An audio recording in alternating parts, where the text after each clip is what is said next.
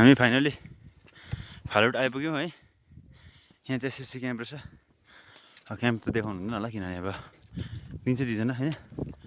यस्तो हेर्दा यहाँ त मजाको लाग्यो, जग्गा राम्रै रहेछ। यहाँ तपाईँहरूले देख्न सक्नुहुन्छ फायर सेफ्टीको लागि पनि राखेको छ।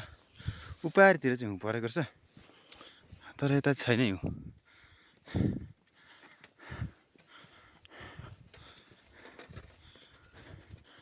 मेरो पनि निकाल नि यहाँ भाइ, यसो भिडियो गर्दै आउँदै रहेको।